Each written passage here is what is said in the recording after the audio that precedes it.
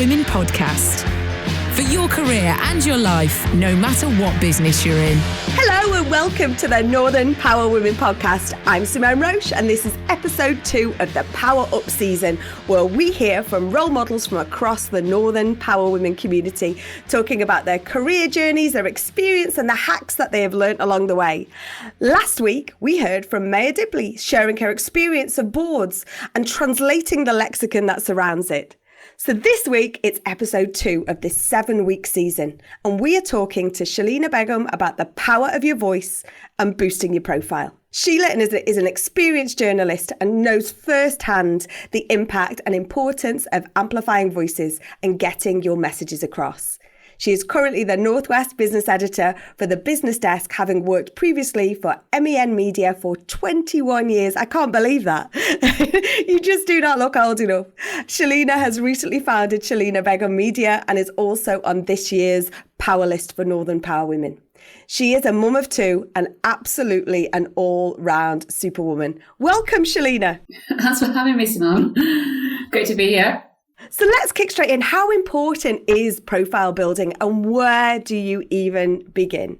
Quite a good question. In terms of profile building, I've never really thought about myself as building my profile. I think I've just been doing it without realizing I've been doing it for the last 20 years, really. And it's only recently, it was a professional man who asked me, what am I doing more to build my profile? And I thought, I didn't realize I had to do more. But, you know, when you're a journalist as well, you're automatically in the sort of limelight, people know who you are. And I think that sort of probably boosted my profile automatically.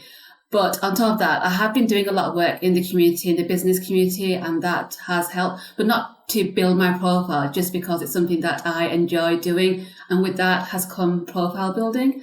So where do you begin? I guess I started when I first started my role, and that was 21 years ago as a 19-year-old. And do you think, you said you don't have to wait until you've got years of experience on your belt. You start way back at the start. I think that's something I'm always quite passionate on. It's never too early to start building your network, I believe. So is that the same with profile? Oh, same here. So I started as a journalist when I was 19 years old. And when I first started, it was for a publication called the Asian News. And there weren't many journalists from the Asian community, let alone the Bangladeshi community. So as soon as I got that role, my community were really, really proud of me, and they started inviting me to get involved with the initiatives that they were doing. So I was the first female member on the Rochdale Bangladeshi Association project in like 30 years. So to have a female on the board, and I was very young at the time. So again, it was early, but one of those things, people asked me and I said yes. And sometimes I think that's the way to go. I'm an expert in my profession, and nobody else can tell me how to do my job apart from myself and my team. And when you're an expert in what you're doing, you are building that profile straight away. Nobody's telling you to do it.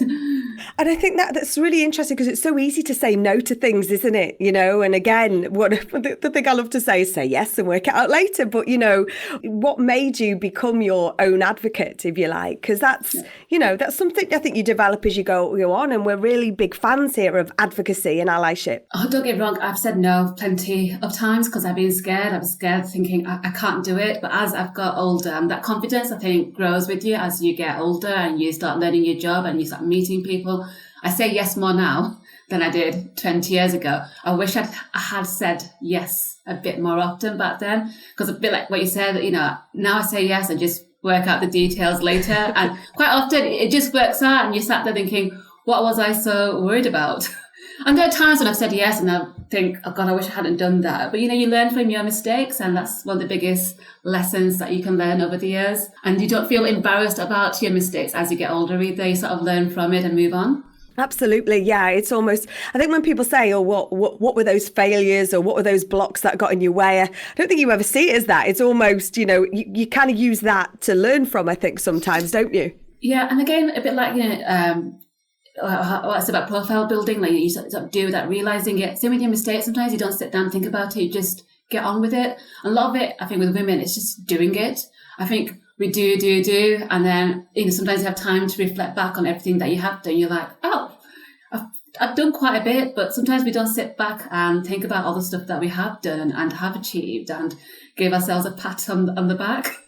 I think it's so important to high five yourself. I think, I think I first met you when you were running I think it was the Top 100 series for the MEN, I think International Women's Day. Yes. And what the thing that struck out to me was the pictures. You had all the pictures in frames.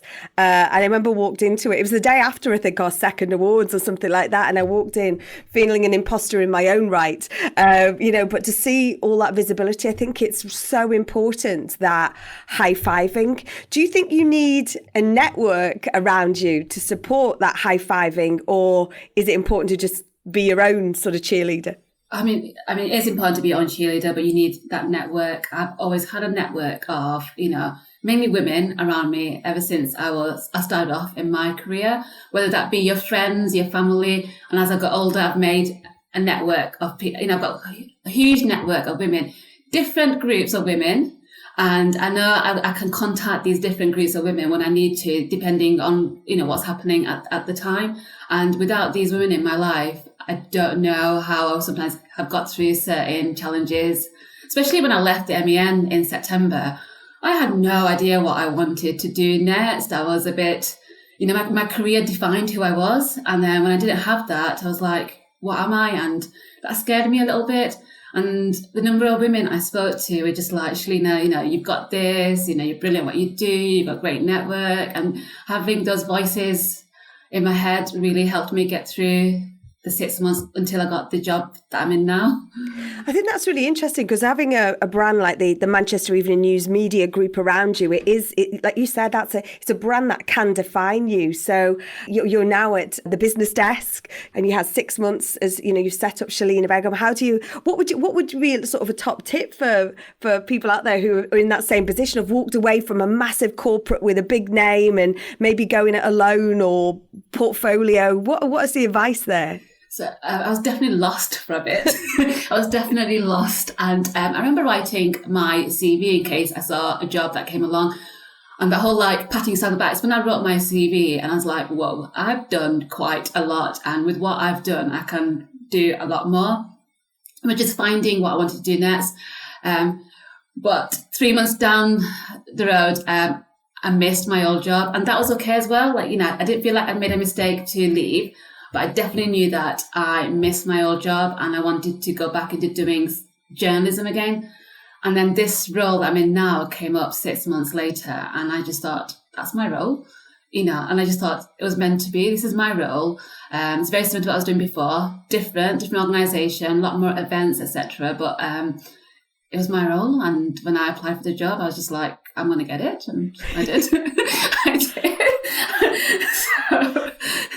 I love that. It is my job. I'm coming through this Zoom screen and I'm taking it. But that's amazing, because this is particularly, building that profile. And you said you felt lost, and this is absolutely a space where imposter syndrome can run riot. So, what made you believe? Who was it? People around you? Was it you? Was it your two mini cheerleaders?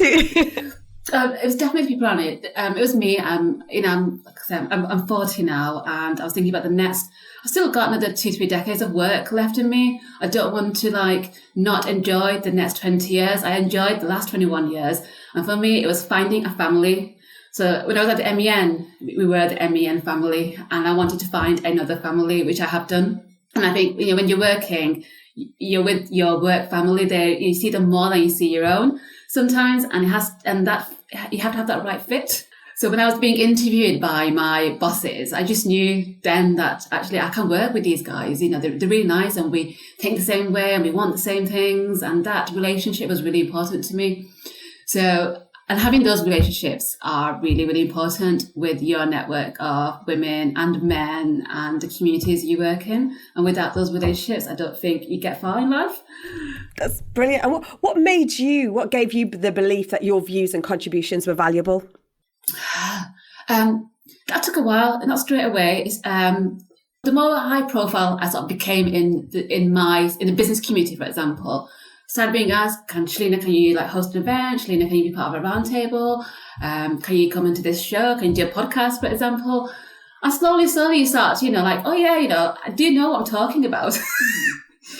And there were times, I had said no, thinking, I'm going to say something really silly and embarrass myself. And that has stopped me before. But now I'm just learning from that. And like, actually, podcast, I could just delete that bit that I didn't say, or, just having, I think saying it with confidence and conviction and knowing when to say it. If I don't have anything to say about a certain subject, I'll hold my hands up like, I'm really sorry, but I can't really say much about this because I'm not that involved in it. And I think that's just as important. But I think that is really interesting because sometimes you have a worry about filling that empty space, don't you? And you're just saying, oh, I have no idea of this subject matter. Or in fact, we talked with Maya last week. She was talking about being on a board, and actually you don't have. It's not about you having all your time kind of thing. Your contribution may only be a small, I don't know why I'm showing a sign because it's a podcast, but but it's really interesting. You don't have to have all the answers, right? This has been part of a wider discussion. Yeah, definitely not. And also, people underestimate the power of listening. I have been to meetings where I might not have contributed the most, but I've listened the most. So when I've come out, everybody's talking about it, I was like, actually did not listen to what this person said and that person said, this is what they want and that's not what they want. So listening is really, really important. And as a person, I'm very much an introvert anyway. And when you're an introvert, one of your skills is listening to other people and making the best of what other people are sometimes saying and taking that away and doing something with that information. Absolutely. And finally, I can't believe, we want some of those really sort of nuggets that people can do. So what steps can our listeners take to grow their profile? And what are the tips for learning to speak with conviction? We've recently set up the Be Heard platform, which is all about leveling up the media and events industry. And it's designed for all. It's not designed for all of the super duper experts. It's designed for everyone. So if somebody wants to speak on a podcast or maybe down the line want a speaker, be interviewed by yourself, Shelina, or on the BBC Couch or whatever, we just want to build that up, break those myths away. So what are those tips? What are those secret hacks that listeners can take to grow the profile and speak with a conviction? Yeah. So growing your profile, be part of a network of, whether that's a network of women. There's like one called Fresh Walks. I don't know if you've been on the Fresh Walks, and they do the women's walk now. And, that could be like a starter for women, like going those walks, the informal, the casual, you meet other women. In the tech sector, there's like groups like, Girls Geek Group, for example, in Northern Quarter. Join these groups because they're all welcoming, and that's a way to meet other people in your sector or in your profession. Online is obviously great, but online doesn't substitute meeting other people, face to face. And, it's a bit harder because of still in COVID. But I definitely think trying to meet other men and women, that's not just women, men are also helpful. I think having that face-to-face contact is really important. Speaking with conviction, people often don't realise how much they know about their own subject until they're asked about it. The amount of people I've spoken to, they're like, oh, I can't talk about that, but it's your job. And when they start opening up and talking about it, they talk with conviction because they know what they're doing. So don't be afraid to talk about what you know. Don't be afraid to say, I'm not comfortable talking about that because I don't know about it. But often I found people know what they're talking about. I think sometimes it's just taking that step back, it's just brilliant. It's so brilliant. So many top tips and so many pieces of nuggets of advice that we have fitted into that. Thank you so much to Shelina. We will be preparing a cheat sheet to accompany the podcast so that you can put into practice all of these top tips and side hustles that will power up your profile. Over the coming weeks, we're going to be discussing allyship, levelling up and mentorship. So please do join in the conversation at North Power Women and at Northern Power Women on all our other socials, or drop us a line. We'd love to hear from you. podcast@northernpowerwomen.com. I'm Simone Roche. You've been listening to a Northern Power Women podcast, Power Up Season, and What Goes On Media production.